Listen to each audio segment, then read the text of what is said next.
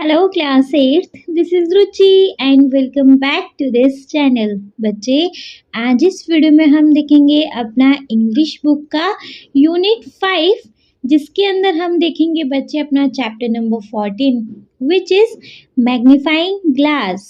ठीक है जी, देखो ये एक हमारा पोयम है और लास्ट वीडियो में हमने इस पोयम को एक्सप्लेन कर दिया था बहुत ही इजी वे में। ठीक है, ये वीडियो रहेगी बच्चे हमारे इस चैप्टर की एक्सरसाइज वीडियो। इस वीडियो में हम अपना इस चैप्टर की एक्सरसाइज कवर करेंगे। आफ्टर देन एक चैप्टर और के बाद बच्चे इस पूरी बुक का सिलेबस भी कंप्लीट हो जाएगा। तो अगर आपको पूरी बुक में कहीं भी एक्सप्लेनेशन में किसी भी एक्सरसाइज में कोई भी डाउट होता है तो आप कमेंट बॉक्स में कमेंट करके पूछ लीजिएगा या फिर आप उनके डिटेल वीडियोस को चेकआउट कर लीजिएगा। ठीक है, चलिए। अच्छा, एक्सरसाइज को स्टार्ट करने से पहले बच्चे हम इस चैप्टर का एक क्विक रिकैप देख लें, जिससे कि जब भी हम एक्सरसाइज करेंगे तो सारा कुछ हमें फ्रेशन अप हो जाएगा कि हमने चैप्टर में क्या क्या पढ़ा था और एक्सरसाइज करने में कोई प्रॉब्लम नहीं आएगा। ठीक है, चलिए तो फिर एक्सरसाइज को स्टार्ट करने से पहले एक बार देख लें इस चैप्टर का क्विक रिकैप। देखेंगे बच्चे तो फर्स्ट स्टेंजा है, with this round glass I can make the magic talk, and my red shell shows in a scrap of chalk. इस राउंड ग्लास, इस मैग्नीफाइंग ग्लास की हेल्प से हम बहुत सारी जादुई चीज़ें देख सकते हैं। जैसे अगर हम चौक का एक स्क्रैप लें, चौक का टुकड़ा लें, तो उसमें हमें क्या देखने को मिलता है? अनगिनत पार्टिकल्स। ठीक है, नेक्स्ट है of but an inch of moss, a forest, flower and trees, a drop of water like hives of bees.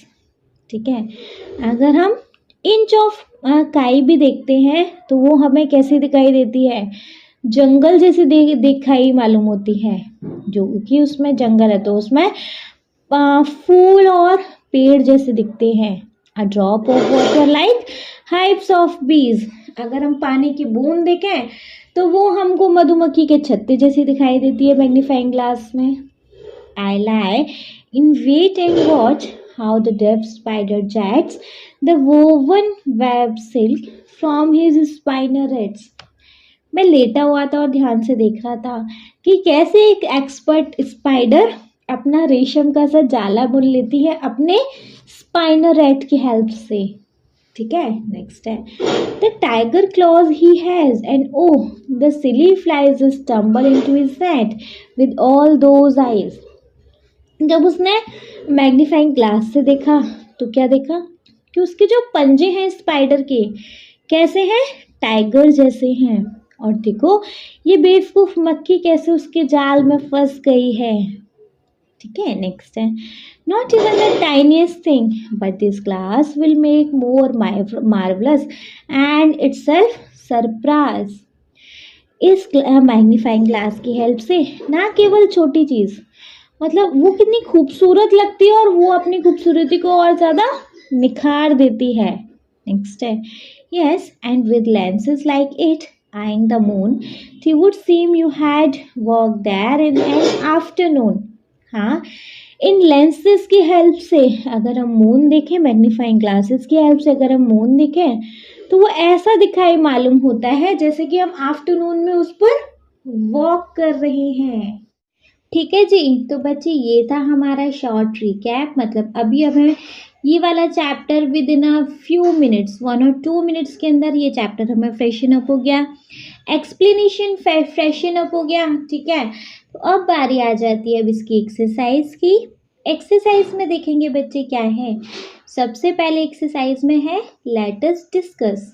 Let us discuss के अंदर देखें क्या है। इसके अंदर फर्स्ट क्वेश्चन है complete the summary of the poem given below with suitable words from the poem। हमें इस चैप्टर का ना समरी कंप्लीट करना है। एक्चुअली इस पोयम का समरी कंप्लीट करना है सुइटेबल वर्ड्स के साथ जो कि इस पोयम में यूज हुए हैं। फाइन, जैसे स्टार्ट करेंगे the poem describe the magic of seeing the world through a. Poem ने डिस्क्राइब किया है वर्ड को मैजिकली देखना, किससे? मैग्नीफाइंग ग्लास से, है ना. So through a magnifying glass. The poem describes the magic of seeing the world through a magnifying glass. Next, it reveals how tiny things like मतलब इसने रिवील किया कि कैसे छोटी चीज़ कैसे like moss हो गया, chalk हो गया and can appear vast and complex. तो like यहाँ पर आएगा सेकंड वाले में moss and थर्ड वाले में आएगा chalk. ठीक है.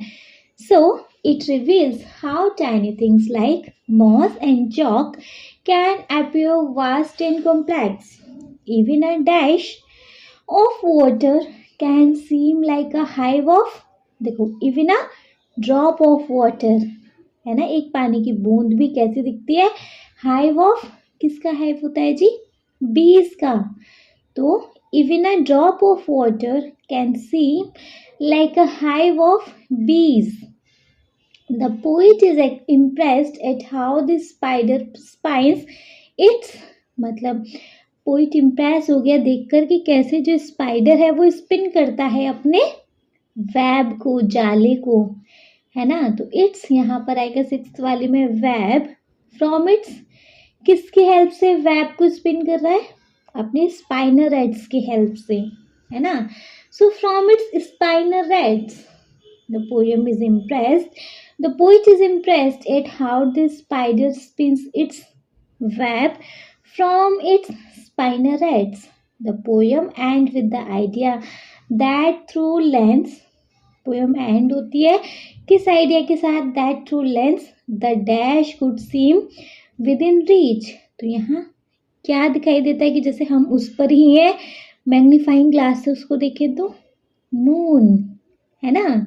तो यहाँ पर आएगा बच्चे मून. ठीक है, क्लियर है. देखो इसको वंस एक बार फिलिप्स के साथ ही मतलब कंप्लीट पढ़ेंगे. The poem describe the magic of seeing the world through a magnifying glass. It reveals how tiny things like moss and chalk can appear vast and complex. Even a drop of water can seem like a hive of bees.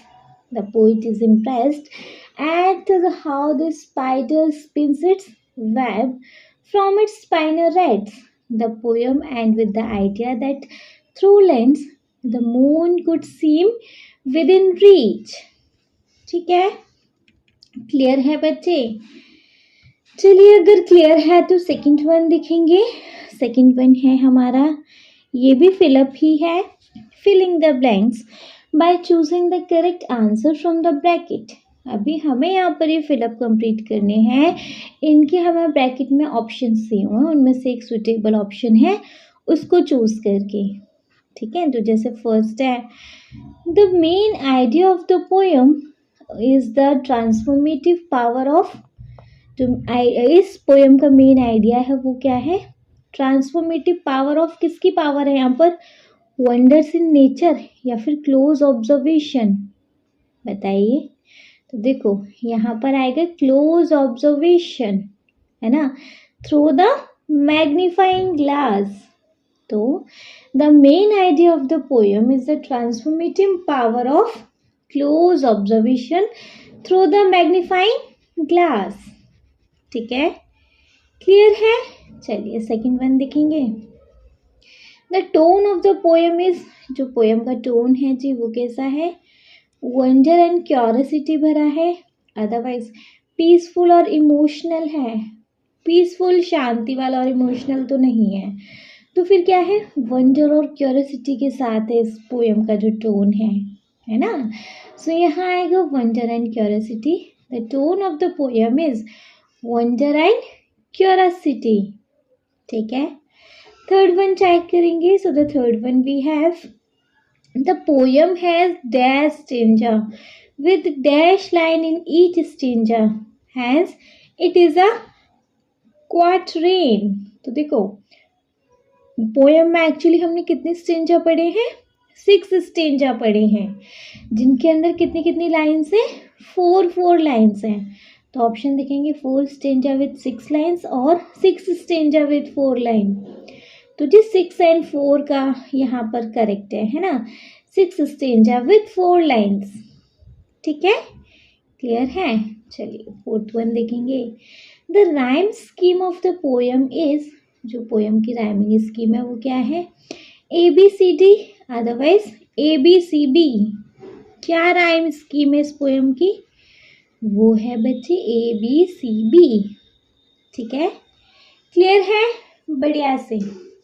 ठीक है, तो the rhyming scheme of the poem is ABCB। ठीक है, चलिए next question पे move करेंगे। Question number 3 है हमारा। Pick example from the poem for the following poetic device. हमें पोयम से एक एग्जाम्पल पिक करना है पोइटिक डिवाइस के लिए, स्माइल, एलिट्रेशन और मेटाफोर में। ठीक है, तो देखो जी स्माइल के लिए क्या एग्जाम्पल है जो कि हमें पोयम से ही लेना है। स्माइली के लिए हो जाएगा अ ड्रॉप ऑफ वाटर या फिर लाइक हाइव्स ऑफ बीज। अ ड्रॉप ऑफ वाटर या फिर लाइक हाइव ऑफ बीज। एंड सेकेंड हो जाएगा yes and with lenses like it. Yes and with lenses like it.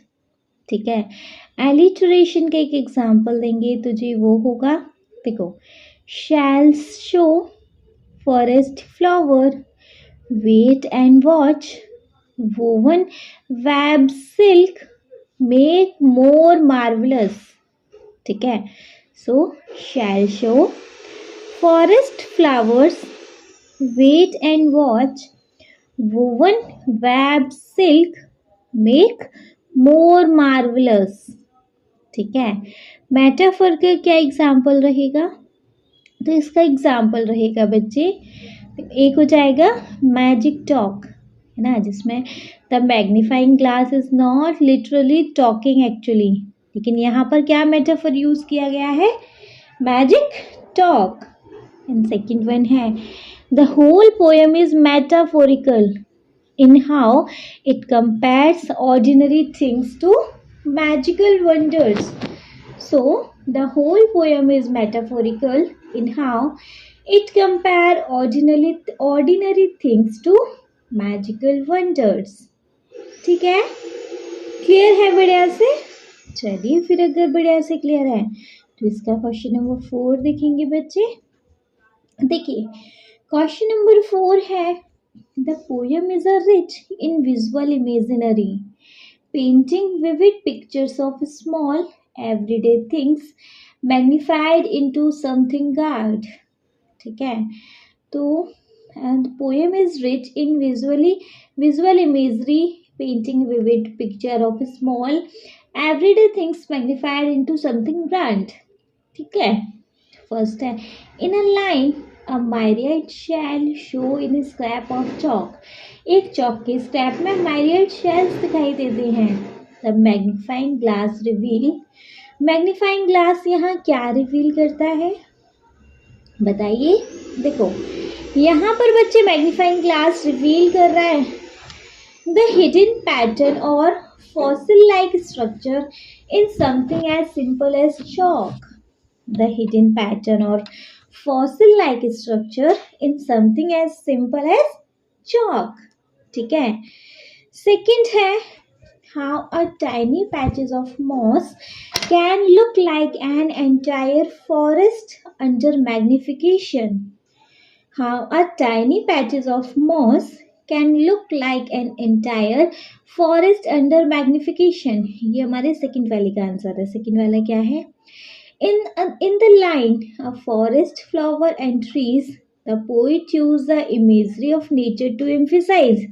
तो यहाँ पर आएगा how a tiny patches of moss can look like an entire forest under magnification.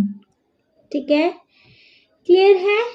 चलिए then fifth one पे move करेंगे बच्चे। फिफ्थ वन क्वेश्चन है complete the following sentences with the reason. हमें इन सेंटेंसेस को कंप्लीट करना है एक सुटेबल रीज़न के साथ। ठीक है, जैसे फर्स्ट है the poet use exclamation mark in line. Poet ने लाइंस के अंदर एक्सक्लेमेशन मार्क यूज किया है, जैसे the tiger is gosh he has, फिर एक्सक्लेमेशन मार्क है। नेक्स्ट है विद ऑल दोज आईज, ठीक है, and in an afternoon, because it, उसने एक्सक्लेमेशन मार्क क्यों यूज किया है बताइए। एक्सक्लेमेशन मार्क कब कब यूज होता है? हैप्पी में, सॉरो में, अमेजमेंट में, एक्साइटमेंट में, है ना, शॉक्ड में, ऐसी जगह एक्सक्लेमेशन मार्क यूज होता है। तो देखो, express his sense of amazement and excitement at what he see through the magnifying glass, expresses his sense of amazement and excitement at what he sees through the magnifying glass. Clear? बढ़िया से. The poet used exclamation mark in lines, the tigerish claws he has with all those eyes in an afternoon, because it expresses his sense of amazement and excitement what he sees through the magnifying glass. ठीक है, clear है। चलिए second one देखेंगे। In the phrase magic talk the poet use personification to describe the magnifying glass, because it, in the phrase magic talk the poet use personification to describe the magnifying glass.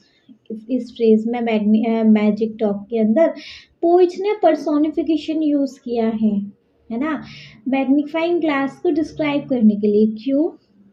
क्यों use किया है? Because seems to reveal secret और tell story that are otherwise hidden from the naked eyes. Seems to reveal secret और tell stories that are otherwise hidden from the naked eyes. ठीक है, clear है। देखो, in the phrase magic talk the poet use personification to describe the magnifying glass, because it seems to reveal secret और tell stories that are otherwise hidden from the naked eyes. Clear.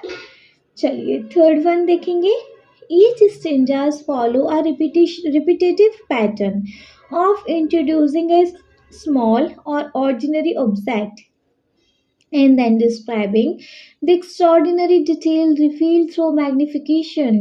This is because it supports the theme of dash as the speaker reveal, है ना। यहाँ answer क्या आएगा? At the speaker reveals curiosity and discovery, theme of इसमें आ जाएगी curiosity and discovery. As the speaker reveals how much beauty and the wonder exist in small things. ठीक है, तो each stanza follow a repetitive pattern of introducing a small और ordinary object and then describing the extraordinary details revealed through magnification. This is because it supports the theme of curiosity and discovery as the speaker revealed how much beauty and wonder exist in small things. ठीक, clear बढ़िया से। चलिए then fourth one देखेंगे।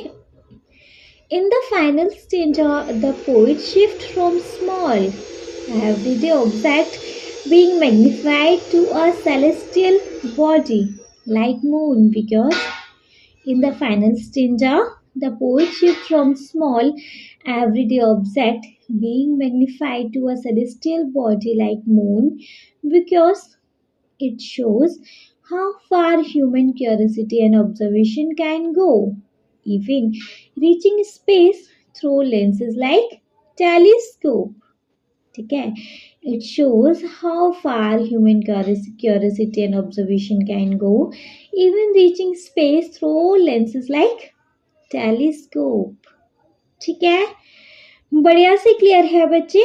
चलिए अगर बढ़िया से clear है तो नेक्स्ट क्वेश्चन पे मूव करेंगे हम। देखो नेक्स्ट क्वेश्चन वी हैव, मतलब नेक्स्ट टॉपिक है सबसे पहले let us think and reflect. तो देखेंगे let us think and reflect के अंदर क्या है। नेक्स्ट क्वेश्चन है बच्चे, let us read and reflect के अंदर क्वेश्चन नंबर 1 है, read the given extract and answer the following question. मतलब इस एक्सट्रैक्ट को पढ़ना है और इसके बिहाफ पर फिर अपने क्वेश्चंस के आंसर करने हैं। ठीक है, जैसे फर्स्ट एक्सट्रैक्ट है, with the round glass I can make magic talk, my riled shell shows in a scrap of chalk of but an inch of moss, a forest, flower and tree। इसका मतलब क्या है बच्चे? देखो, magnifying glass की help से मैं जादुई बातें कर सकती हूँ। जैसे चौक के स्क्रैप में बहुत सारे मायरियाइड शेल्स होते हैं, मतलब मायरियाइड शेल्स देखने को मिलते हैं, अनकाउंटेबल पार्टिकल्स देखने को मिलते हैं। Of but an inch of moss, a forest, flower and trees. और एक इंच ऑफ मॉस के अंदर, मतलब एक थोड़ी सी भी काई के अंदर आपको मैग्नीफाइंग ग्लास से क्या देखने को मिलता है? अ फॉरेस्ट, जिसके अंदर फ्लावर और ट्रीज हैं, मतलब लाइक ऐसा फील होता है। ठीक है, ये था बच्चे हमारा क्या, मतलब ये एक्सट्रैक्ट था। इसके बिहाफ पर देखेंगे क्वेश्चंस। जैसे फर्स्ट है, identify whether the following statement is true और फॉल्स। आपको बताना है कि फर्स्ट स्टेटमेंट ये जो है ट्रू है या फॉल्स है। देखेंगे तो, the poet uses his magical power to make the round glass powerful. Poet ने यहाँ पर मैजिकल पावर का यूज किया है राउंड ग्लास को, मतलब कि मैग्नीफाइंग ग्लास को मोर पावरफुल बनाने के लिए। ऐसा कुछ हुआ है क्या बच्चे यहाँ पर? ऐसा तो कुछ नहीं हुआ। यहाँ पर बेसिकली आपको मैग्नीफाइंग ग्लास की ही पावर दिखाई है ना, कि उसके पास कोई मैजिकल पावर नहीं है। मैग्नीफाइंग ग्लास के अंदर एक मैजिक होता है कि वो टिनी ऑब्जेक्ट को बहुत क्लोजली ऑब्जर्व करवा देता है। ठीक है, सो जी अकॉर्डिंग टू मी ये स्टेटमेंट हमारा फॉल्स है। यहाँ पर हम रीज़न क्या दे सकते हैं? The poet does not have magical power.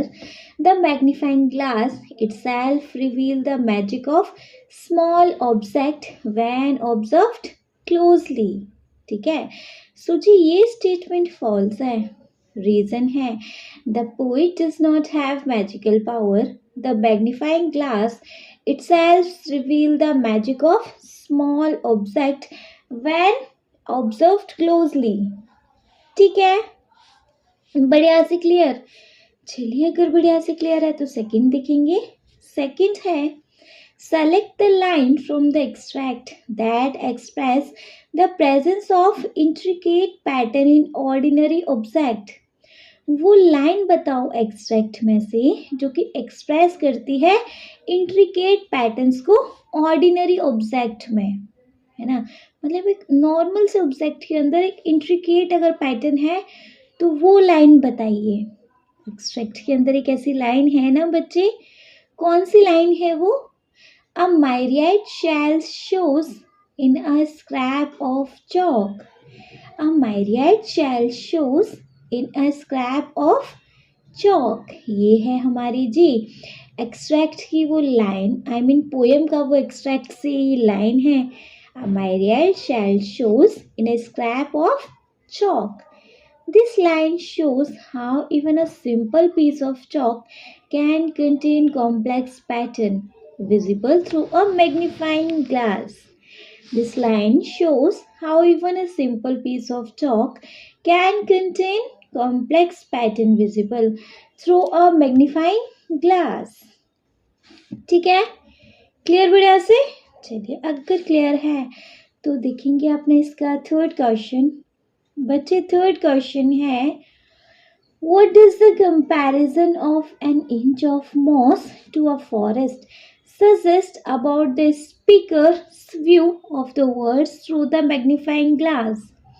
What does the comparison of an inch of moss to a forest suggest about the speaker's view of the word through the magnifying glass? तो जी यहाँ answer क्या आएगा? It suggests that the speaker sees immense beauty and complexity in even the tiniest part of nature. through the magnifying glass, the ordinary become grand and magical. It suggests that the speaker sees immense beauty and complexity in even the tiniest part of the nature.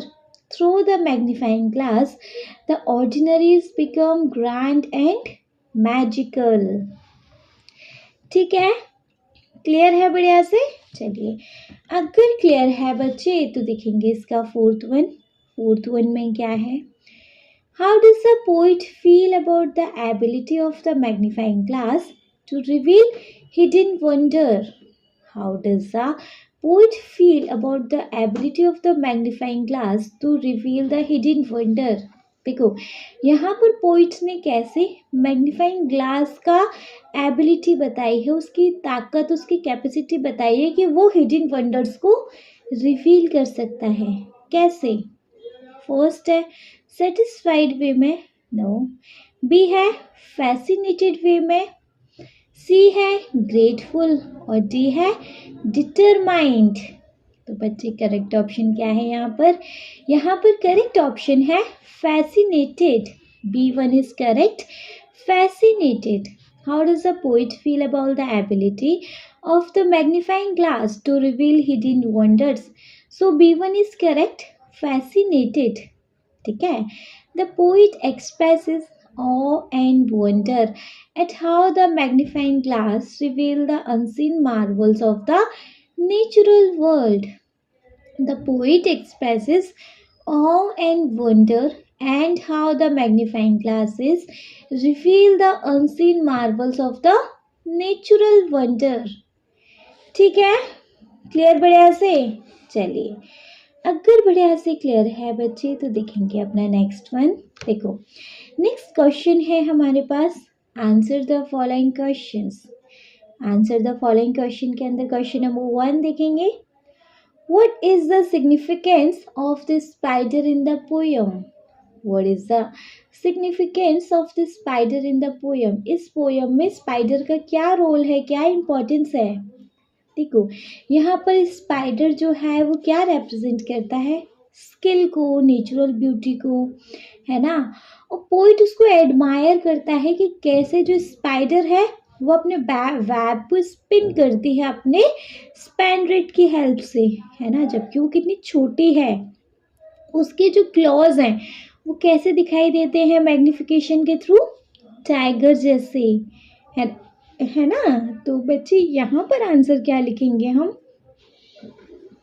This spider represent skill, precision and natural beauty. The poet admire how this spider spin its web using its spinnerets and how even its small tiger-like claws become visible through magnification. It reflects the hidden intricacies of life that are revealed when observed closely. The spider represents skill, precision, and natural beauty. The poet admires how the spider spins its web using its spinnerets, and how even its small tiger-like claws become visible through magnification. It reflects the hidden intricacies of life that are revealed when observed closely. ठीक है, clear है? चलिए, अगर clear है बच्चे तो अपना question number 2 देखेंगे इसका. देखिए, question number 2 we have, how might the speaker's view of the natural world's change if there was no use of magnifying glass? How might the speaker's view of the natural world change if there was no use of magnifying glass? जो speaker का view है natural world को लेके वो कैसे बदल जाता अगर मैग्नीफाइंग ग्लास का यूज़ नहीं होता? तो देखो, अगर मैग्नीफाइंग ग्लास नहीं होता तो शायद ना किसी भी स्मॉल से स्मॉल चीज़ की भी हिडन ब्यूटी नहीं देख पाते, उसकी डिटेल नहीं देख पाते, है ना. तो ये सारी चीज़ें होती तो यहाँ पर उसका क्यूरियोसिटी, वंडर वो शायद देखने को नहीं मिलता, है ना जी. तो जी यहाँ आंसर हम क्या लिख सकते हैं? Without a magnifying glass, the speaker might miss the minute details and hidden beauty of small things. The natural words would seem ordinary rather than extraordinary and magical, and the sense of curiosity and wonder would be dismissed. ठीक है. Without a magnifying glass, the speaker might miss the minute details and hidden beauty of small things. The natural words would seem ordinary rather than extraordinary and magical, and the sense of curiosity and wonder would be dismissed. ठीक है. बढ़िया से clear. चलिए, अगर बढ़िया से clear है तो क्वेश्चन नंबर 3 देखेंगे बच्चे. देखिए, question number 3 we have, why does the poem end with the idea of the moon being within reach? Why does the poem end with the idea of the moon being within reach? तो जी यहाँ answer क्या रहेगा हमारा? The poem ends with the idea of the moon being within reach to show that scientific instruments like lenses and telescopes can expand our reach and imaginations. It suggests that human curiosity and observation can take us beyond the earth, even to celestial body like the moon. ठीक है. The poem ends with the idea of the moon being within reach to shows that scientific instruments like lenses and telescopes can expand our reach and imagination. It suggests that human curiosity and observation can take us beyond the earth, even to celestial body like the moon. ठीक है. बढ़िया से clear है. चलिए, अगर बढ़िया से clear है तो क्वेश्चन नंबर 4 पे मूव करना चाहिए नहीं हमें. देखो, question number 4 we have, what is the speaker's attitude towards nature and the act of observation. जो स्पीकर्स का एटीट्यूड है नेचर के लिए वो क्या है और उसका एक्ट ऑफ ऑब्जर्वेशन क्या है, बताइए. देखो, यहाँ पर हमारा आंसर रहेगा, the speaker has a deep sense of curiosity, fascination and admiration for nature. The speaker has a deep sense of curiosity, fascination and admiration for nature. He sees observation as a way to uncover hidden beauty and believes that even the small things hold wonder and mystery when seen up close. The speaker has a deep sense of curiosity, fascination, and admiration for nature. He sees observation as a way to uncover hidden beauty and believes that even the smallest things hold wonder and mystery when seen up close. ठीक है. बढ़िया से clear. चलिए, अगर question number 4 clear हो गया तो question number 5 पर मूव करेंगे बच्चे. देखिए, question number 5 we have, which is your favourite part of the poem and why. आपका इस पोयम का फेवरेट पार्ट कौन सा है और क्यों. यहाँ पर सबके आंसर वेरी हो सकते हैं. आपका भैया जो भी फेवरेट पार्ट हो इस पोयम का वो यहाँ पर बता दीजिएगा और रीजन भी दे दीजिएगा. ठीक है. बट अकॉर्डिंग टू मी यहाँ आंसर रहेगा, my favourite part is a drop of water like hives of bees. My favorite part is a drop of water like hives of bees because it beautifully compare a simple drop of water to busy beehive, showing how full of life and activity even the smallest things can be when seen through a magnifying glass.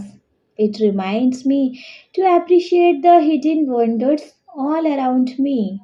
My favorite part is a drop of water like hives of bees because it beautifully compares a simple drop of water to a busy beehive, showing how full of life and activity even the smallest things can be when seen through a magnifying glass. It reminds me to appreciate the hidden wonders all around me. ठीक है, clear है? चलिए, अगर clear है तो देखेंगे अपना next topic बच्चे, जो कि है let us learn. Let us learn के अंदर क्या है देख लेंगे। देखो, लेट अस लर्न के अंदर सबसे पहले हमारे पास एक क्वेश्चन है, filling the blanks in the sentences with the word given in the boxes below. Filling the blanks in the sentences with the words given in the box below. Sentences का मतलब fill up complete करने हैं, आपको clues दे रखे हैं इस box में उसकी हेल्प से। ठीक है, सो देखेंगे अपना। देखो, फर्स्ट वन है with his dash description, with his dash description। तो हम इस बॉक्स से क्या आंसर ले सकते हैं जी? डेफ्ट। With his daft description, the author has written the story beautifully, dash with fascinating details। तो यहाँ डैश में क्या आ जाएगा जी? woven, है ना? तो the author has written the story beautifully, woven with fascinating details। When you read the story, you will surely enjoy the dash storytelling technique that attract all kind of reader. What makes this story interesting is the superb way of describing the, यहाँ पर क्या आएगा? You will you will surely enjoy the, बच्चे इस dash में क्या आएगा? Marvelous storytelling technique that attract all kind of reader। Next है, what makes this story interesting? The superb way of describing the dash। इस डैश के अंदर क्या आएगा जी? myriads। so myriads emotions and feeling of characters। ठीक है, next है, the reader will dash upon the unexpected twist and turn that फिर है dash all our understanding and make us wonder at the narrative power of the author। तो जी इस dash में क्या आएगा? सिक्स्थ वाली में बच्चे देखिए, इसमें आएगा सरप्राइज, इसमें आएगा सरप्राइज। ठीक है, सो एक बार वंस इनको रीड कर लें। देखो, with his dash description the author has written this story beautifully। First वाले में डेफ्ट, सेकेंड वाले में आएगा woven with fascinating details। when you read this story you will surely enjoy the marvelous storytelling technique that attract all kind of reader। what makes this story interesting is a superb way of describing the dash emotion. इसमें dash में आएगा myriads emotion and feelings of the character। the reader will dash upon the unexpected twist। तो जी reader will stumble upon the unexpected twist and turns that surprise all our condition and make us wonder at the narrative power of the author। ठीक है, clear है? बढ़िया से clear है। ठीक है, तो अगर बढ़िया से क्लियर है बच्चे तो मूव कर लेंगे अपने नेक्स्ट क्वेश्चन पे। बच्चे next question we have the collective noun. A hive of bees is used in the poem. यहाँ कलेक्टिव नाउन यूज हुआ है ना? So match the phrases in column 1 with the suitable words in column 2 to make a collective noun. देखो, आपको बच्चे phase 1 को match करना है, मतलब कॉलम 1 को मैच करना है कॉलम 2 से। कॉलम 1 में फेज है एंड कॉलम 2 में क्या है जी? Collective noun. तो जस्ट सिंपली उनको मैच करना है। ठीक है, जैसे फर्स्ट है, देखो, a swarm of. A swarm of में क्या आएगा? शिप नहीं। सेकंड है सोल्जर, नो। थर्ड है डांसर, नहीं। फोर्थ वन है लॉक्टस, नहीं। फिफ्थ है ट्रीज, नहीं। तो सिक्स है स्टार, नहीं। अरे मैम सारे नहीं बोल दिए, एक्चुअली कौन सा आएगा इसका बच्चे? Fourth one character locusts. ठीक है, a swarm of, fourth one है लॉबस्टर्स, ठीक है। सेकंड है a constellation of, A कंस्टेलेशन of, बच्चे इसमें क्या आएगा, सिक्स्थ वन करेक्ट है बच्चे इसका, जो कि है stars, a constellation of stars, sixth one इसका करेक्ट है। थर्ड है a grove of, a grove of dash, मतलब डैश नहीं तो यहाँ मैच करना है तो यहाँ बच्चे हम मैच करेंगे फिफ्थ वन से, जो कि है trees, a grove of trees, ठीक है। फोर्थ वन है a troupe of, a troupe of, तो बच्चे यहाँ पर क्या आएगा, थर्ड वन करेक्ट है, जहाँ पर आएगा बच्चे डांसर्स, इसको थर्ड वन के साथ मैच करेंगे, dancers, so a troupe of dancers, ठीक है। फिफ्थ वन है a battalion of, a battalion of, बच्चे यहाँ पर क्या आएगा, सेकंड वाला करेक्ट होगा इसके साथ, जो कि है soldier, a battalion of soldiers, ठीक है। सिक्स्थ वन है a fleet of, a fleet of, बच्चे इसको हम मैच करेंगे फर्स्ट वन के साथ, जो कि है ships, a fleet of ships, ठीक है। सो वंस इनको एक बार रीड करें, देखो a swarm of, fourth one correct is lobsters. Second है अ कंस्टेलेशन ऑफ, इसमें आएगा जी sixth one which is stars.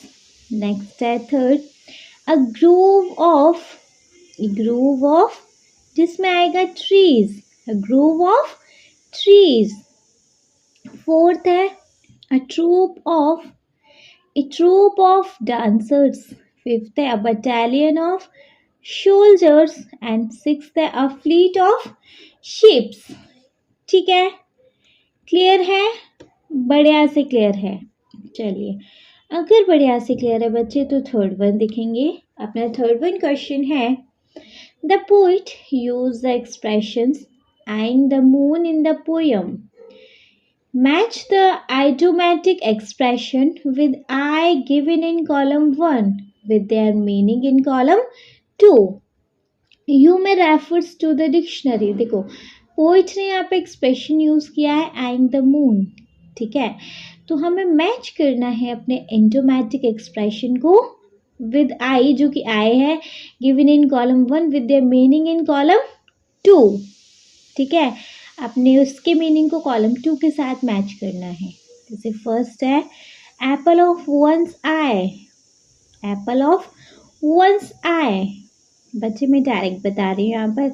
इसका फिफ्थ वन करेक्ट होगा a person who is very precious और important, a person who is very precious और important.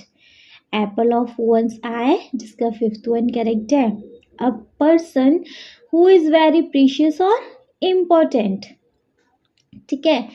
Second है in the blink of an eye, in the blink of an eye, तो जी यहाँ पे correct है हमारा थर्ड वन, जो कि है something that happens very quickly, some things that happen very quickly, ठीक है। थर्ड है keep an eye on something और somebody, keep an eye on something और समबडी, तो बच्चे इसका यहाँ पर फर्स्ट वन करेक्ट होगा, जो कि है वॉच समथिंग और समवन क्लोजली, वॉच समथिंग और समवन क्लोजली, ठीक है। नेक्स्ट है हमारा fourth turn a blind eye, turn a blind eye, तो जी यहाँ पर हमारा फोर्थ का करेक्ट होगा second one act as if you do not see और notice, act as if you do not see or notice, ठीक है। फिफ्थ वन है see eye to eye, see eye to eye, इसका बच्चे sixth one correct है agree with each other, agree with each other, ठीक है। Sixth है bird's eye view, bird's आई view. तो जी इसका फोर्थ वन करेक्ट है। And overall look at something. And overall look at something. ठीक है, क्लियर है, बढ़िया से क्लियर है। ठीक है, अगर बढ़िया से क्लियर है बच्चे, सो वंस इसको एक बार रीड कर लेना चाहिए नहीं। देखो जैसे फर्स्ट है एप्पल ऑफ वंस आई, जिसका फिफ्थ वन करेक्ट है। A person who is very precious और इम्पोर्टेंट। ठीक है, सेकंड है in the blink of an eye, जिसका थर्ड वन करेक्ट है। Some things that happen very quickly. ठीक है, थर्ड है keep an eye on something और समबडी। तो इसका बच्चे फर्स्ट वन करेक्ट है, वॉच समथिंग और समवन क्लोजली। फोर्थ वन है टर्न अ ब्लाइंड आई। तो बच्चे इसका सेकंड वन करेक्ट है, act as if you do not see और नोटिस। नेक्स्ट है fifth see eye to eye. तो बच्चे इसका सिक्स्थ वन करेक्ट है, agree with each other. Sixth है बर्ड्स आई व्यू। तो बच्चे इसका फोर्थ वन करेक्ट है, and overall look at something. ठीक है, क्लियर है, बढ़िया से क्लियर है। ठीक है, अगर बढ़िया से क्लियर है बच्चे तो मूव करेंगे अपने नेक्स्ट क्वेश्चन पे। So the next question we have the poet use the adjectives from Turkish in the poem by adding the suffix ish to the noun tiger. ठीक है, in the same way we can make adjective by adding the suffix ish to some noun. देखो हमारे पास यहाँ कुछ noun है, इनको हम क्या करेंगे, इनमें ish लगाएंगे। तो हमारे पास नाउन कौन कौन से हैं, गर्ल है, बॉय है, सिल्क है, मून है और बुक है ना। तो देखो गर्ल में आईएसएच लगाया तो हो गया गर्लिश, बॉय के अंदर आईएसएच ऐड किया तो हो गया बॉयिश। नेक्स्ट है सिल्क, सिल्क के अंदर आईएसएच यूज किया तो हो गया सिल्किश। मून के अंदर आईएसएच यूज किया तो हो गया मूनिश। बुक के अंदर आईएसएच यूज किया तो हो गया बच्चे बुकिश। ठीक है, गर्लिश, बॉयिश, सिल्किश, मूनिश एंड बुकिश। ठीक है, क्लियर बढ़िया से। चलिए अगर नेक्स्ट ये बढ़िया से क्लियर है तो नेक्स्ट वन पे मूव करेंगे। बच्चे देखो नेक्स्ट वन है जो कि नेक्स्ट टॉपिक है let us listen. Let us listen के अंदर बच्चे फर्स्ट वन देखेंगे, you will listen to a conversation between a father and daughter about lesser known Indian invention. ठीक है, as you listen mark the 4 true statement from 1 to 6। Transcript for teacher on page number 250। बच्चे 250 पर अपने teacher को बोलो वो पढ़े और उसके बिहाफ पर ना यहाँ कुछ क्वेश्चन है उनके आंसर करें। मतलब आपको बेसिकली इन 6 में से 4 स्टेटमेंट को ट्रू और फॉल्स मार्क करना है। ठीक है, क्लियर है। जैसे कि फर्स्ट देखेंगे, the father is surprised by the fact that India was involved in the invention of radio, broadcasting and fiber optics. The father is surprised by the fact that India was involved in the invention of radio, broadcasting and fiber optics. तो इसमें आएगा बच्चे ये statement है हमारा true. ठीक है, second one है the daughter appear indifferent when learning the origin of the USB port. The daughter appear indifferent when learning the origin of the USB port. यहाँ बच्चे आंसर रहेगा हमारा false, ये स्टेटमेंट क्योंकि हमारा false है। थर्ड वन देखेंगे, the father shows little interest in the information about the origin of snakes and ladder. The father shows little interest in the information about the origin of snakes and ladder. तो जी ये statement भी है हमारा true. Fourth one है, the father was simply confirming all the fact shared by the daughter. The father was simply confirming all the fact shared by the daughter. तो जी इसका answer रहेगा हमारा फॉल्स, क्योंकि ये स्टेटमेंट हमारा फॉल्स है. मैं डायरेक्ट बता रही हूँ बच्चे, जब आप उसको पढ़ोगे कन्वर्सेशन को तब आपको पता चलेगा ये स्टेटमेंट ट्रू क्यों है और फॉल्स क्यों है. ठीक है. फिफ्थ वन है the daughter express pride and admiration for India's role in global invention. The daughter expressed pride and admiration for India's role in global invention. तो बच्चे ये स्टेटमेंट भी है हमारा ट्रू. नेक्स्ट वन चेक करेंगे 6.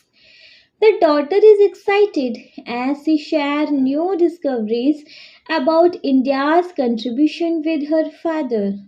The daughter is excited as she share new discoveries about India's contribution with her father.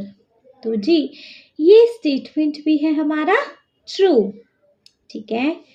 Clear है बढ़िया से. तो ट्रू के कौन से स्टेटमेंट है? First, third, fifth and six.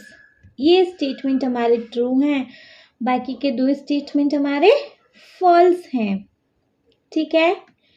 Clear है. चलिए अगर क्लियर है तो मूव करना चाहिए ना हमें अपने नेक्स्ट क्वेश्चन पे. जी नेक्स्ट टॉपिक आ जाता है हमारा let us speak. Let us speak के अंदर देखेंगे बच्चे क्या है. देखो, when pronouncing V and F, the lower lip lightly touch the edge of the upper teeth. Air flows through the small gap, creating a soft friction sound. Note the difference between V and F. When we pronounce words with V sound, there is a vibration, whereas F sound has no vibration. Both the sound can occur in the beginning, middle, or at the end of the word. Read these words aloud with the help of your teacher. बच्चे आपको इन सारे words को बस read करना है loudly. ठीक है. तो ये आपका खुद से वर्क रहेगा. चलिए सेकंड देखेंगे. सेकंड है if you could travel to space. अगर आप स्पेस में ट्रैवल करते हो. ठीक है. अरे कहाँ गया. सो यहाँ पर इसके बाद क्या है. Which planet would you like to visit.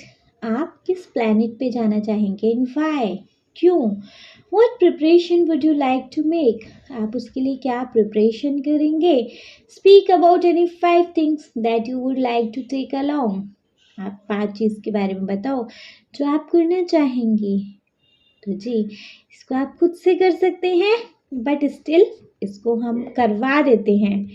ठीक है. चलिए देखो, यहाँ पर आंसर सबके वेरीज हो सकते हैं. जो मेरा आंसर है वो बच्चे मैं आपको बता देती हूँ. If I could travel to space I would like to visit Mars. आप किस प्लैनेट पे जाना चाहोगे पहले वही बताना है. क्यों. Because it is known as the red planet and scientist believe that it may have had water and life in the past. I would love to see its rocky surface and experience low gravity. है ना. If I could travel to space, I would like to visit Mars because it is known as the red planet and scientists believe that it may have had water and life in the past. I would love to see its rocky surface and experience low gravity. Next, preparation क्या करेंगे आप. So preparation I would make. क्या preparation करेंगे. First, train in a space program. Next, learn how to live in zero gravity. Next, understand how to use a space suit. And next, carry necessary equipment. है ना. So क्या preparation रहेंगी. Train in a space program, learn how to live in a zero gravity, understand how to use a space suit, and next carry necessary equipment. ठीक है. Clear बढ़िया से.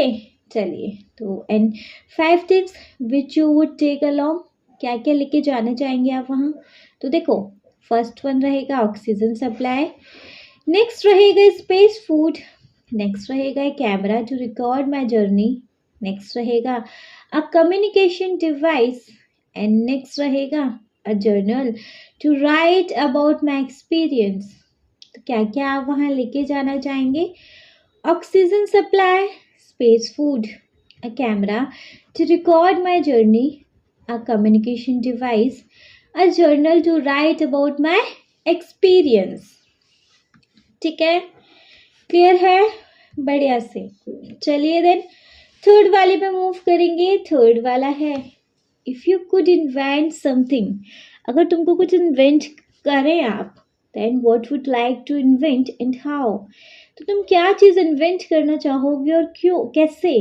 Give reason for your choice of your invention. आपको वो चीज़ जो invent करनी है उसकी चॉइस, मतलब आपने वो चीज़ क्यों चूज़ करी, उसका रीज़न दो।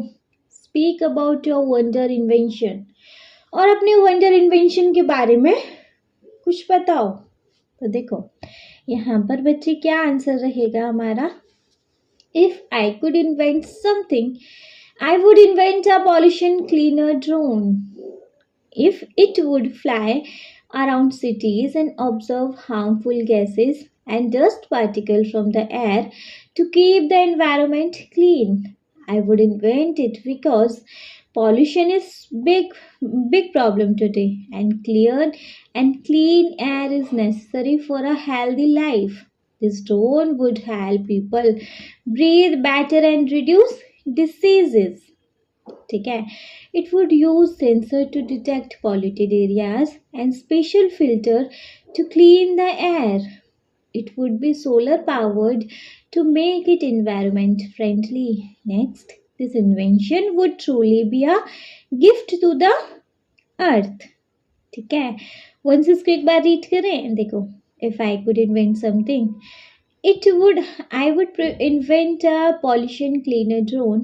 It would fly around cities and observe harmful gases and dust particles from the air to keep the environment clean. I would invent it because pollution is a big problem today and clean air is necessary for healthy life. This drone would help people breathe better and reduce diseases.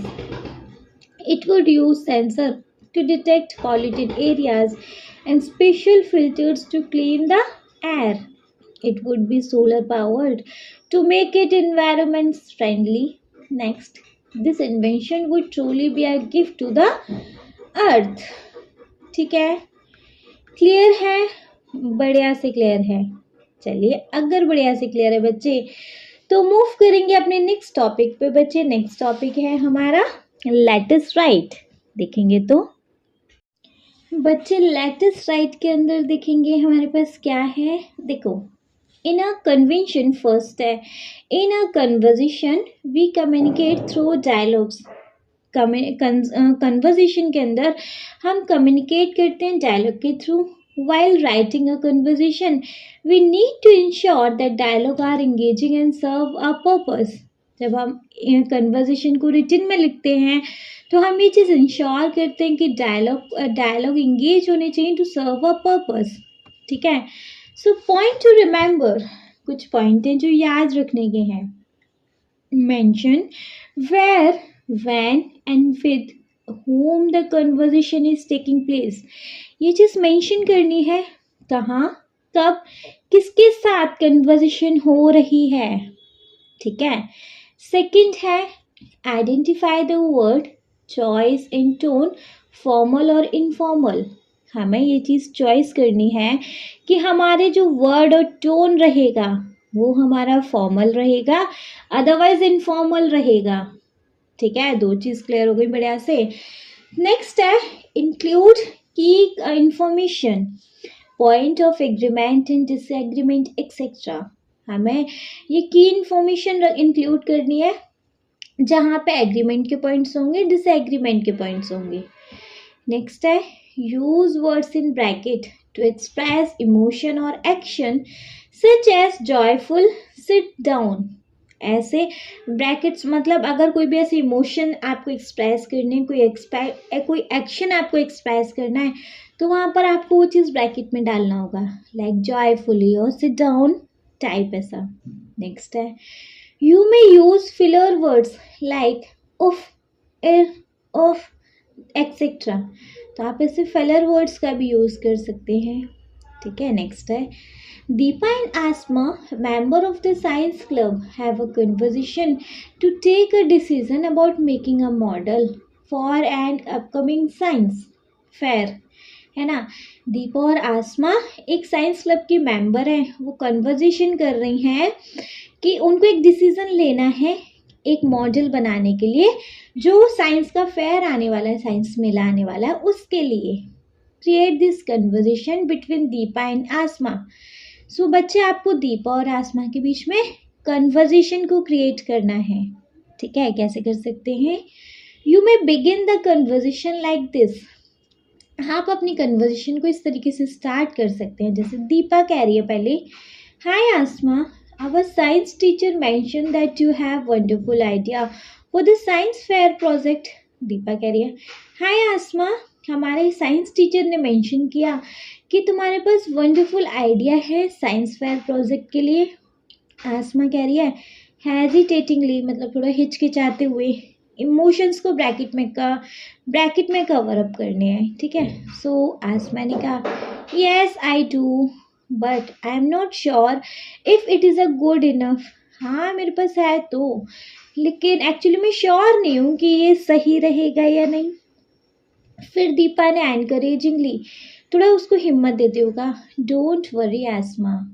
ठीक है, तो इस तरीके से हमको अपनी conversation को continue करना है आगे। ठीक है, देखेंगे, सबसे पहले दीपा से ही स्टार्ट करेंगे। Hi Asma, our science teacher mentioned that you have a wonderful idea for the science fair project. ठीक है, फिर आसमा ने हेजिटेटिंगली बोला, yes I do but I am not sure if it is a good enough. Actually है तो, लेकिन मैं sure नहीं हूँ कि वो सही है, मतलब काफ़ी है, ठीक है या नहीं। दीपा एनकरेजिंगली, दीपा उसको हिम्मत देते हुए, don't worry Asma, Asma don't worry, चिंता मत करो। I had love to hear it, मैं उसको सुनना चाहूँगी। अभी दीपा का कन्वर्जेशन कंटिन्यू है। एवरी आइडिया हैज़ पोटेंशियल, हर आइडिया में अपने आप में एक पोटेंशियल होता है। Just tell me what you are thinking, बताओ मुझे तुम क्या सोच रही हो। फिर आसमा ने बोला, well I am thinking we can make a working model of water purification system using natural material like sand, charcoal and gravel. ठीक है, मैं सोच रही हूँ कि हम एक वर्किंग मॉडल बनाएं वाटर प्योरिफिकेशन सिस्टम का, जिसमें कि हम नेचुरल मटेरियल यूज़ करें, लाइक सैंड हो गया, चारकोल हो गया, ग्रेवल हो गया, इस तरीके से। It can show how clean water can be produce using simple eco friendly method. ये चीज़ शो करेगा कि कैसे क्लीन वाटर हो सकता है, सिंपल इको फ्रेंडली मेथड को यूज़ करके भी हम वाटर को क्लीन कर सकते हैं। ठीक है, फिर दीपा ने कहा, दैट साउंड अमेजिंग, ये अमेजिंग साउंड करता है। दैट साउंड अमेजिंग, ये तो अमेजिंग साउंड कर रहा है। It's a practical idea and also spread an important message about clean water and sustainability. ये तो अमेजिंग आइडिया है, मतलब ये तो अमेजिंग साउंड कर रहा है और ये ऐसा प्रैक्टिकल आइडिया है। Also spread an important message, ये एक इम्पॉर्टेंट मैसेज को भी स्प्रेड करेगा about clean water and sustainability को लिए, है ना। फिर आसमा ने बोला, यू रियली थिंक सो, तुम्हें सच में ऐसा लगता है?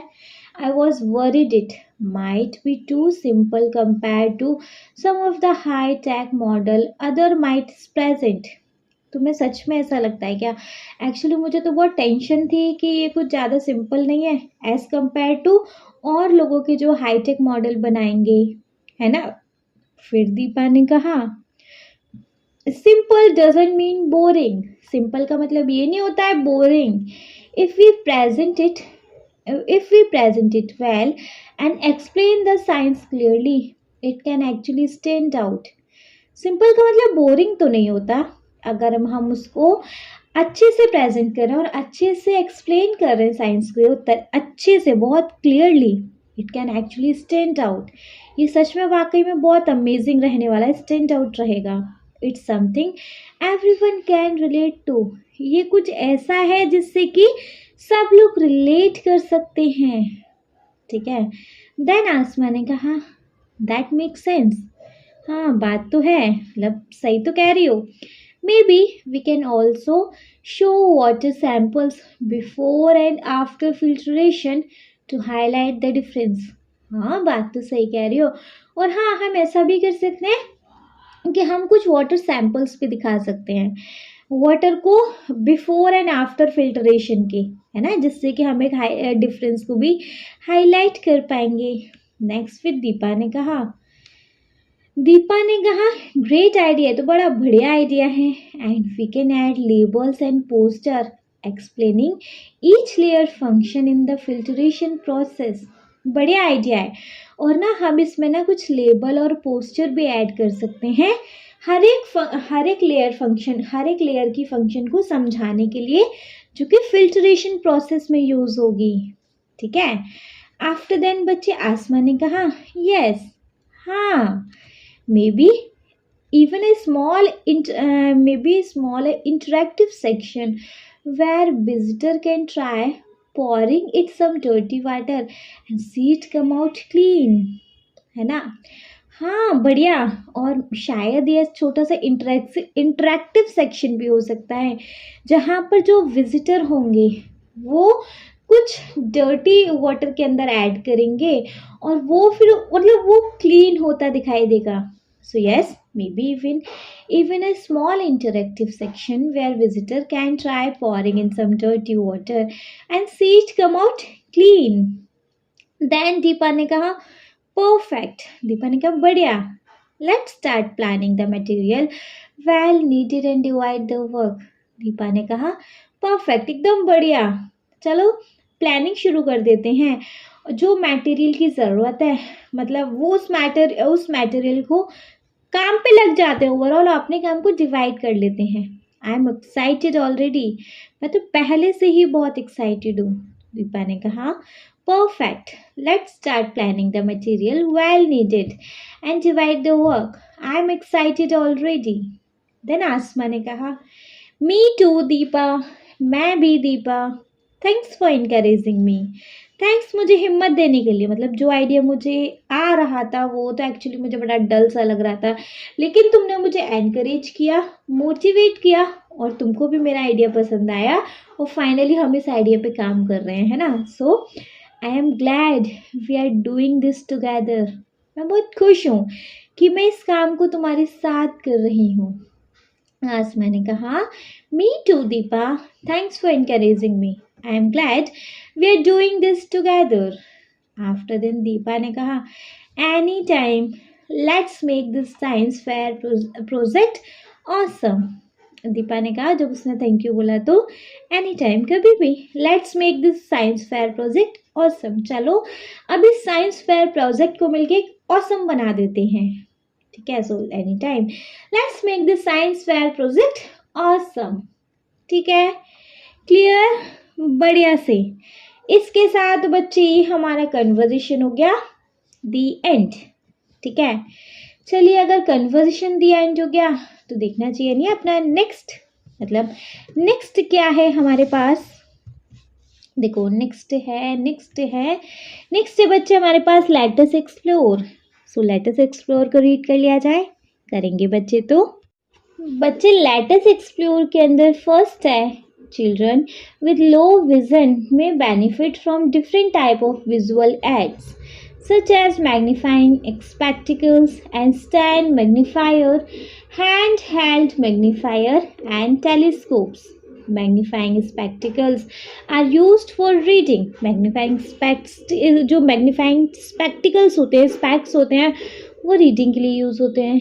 Reading a needle or doing other close up task, जो बहुत करीब से करने वाले टास्क होते हैं उनको करने में बहुत हेल्प करते हैं।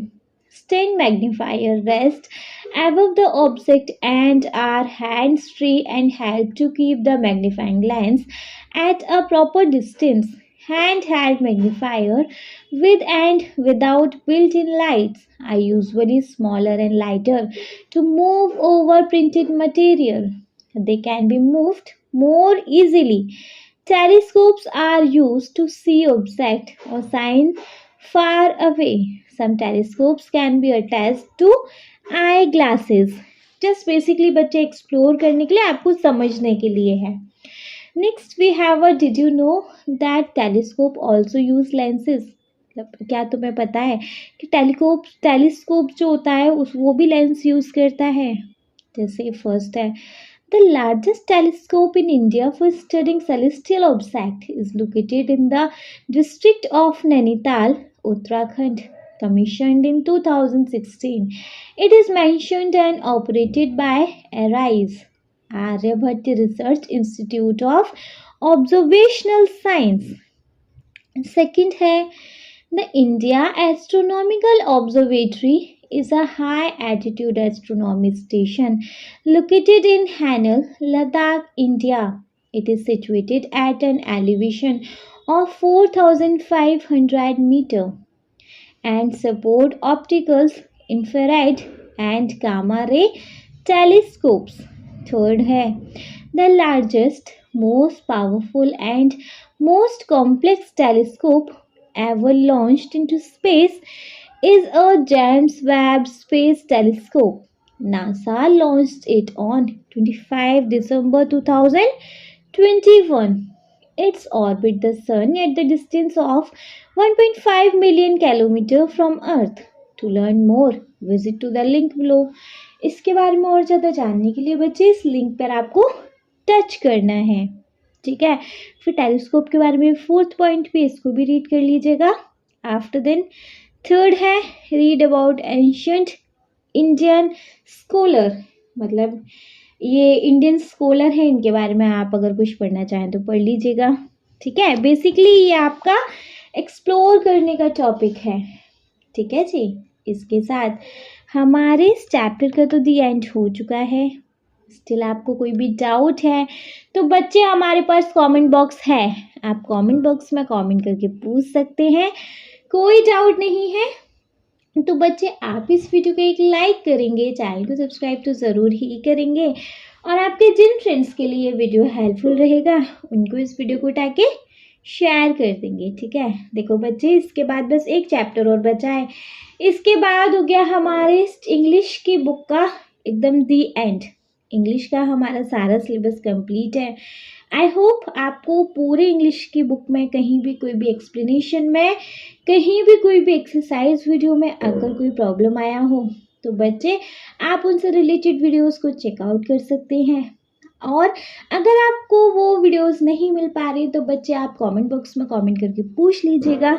ठीक है. Thank you so much.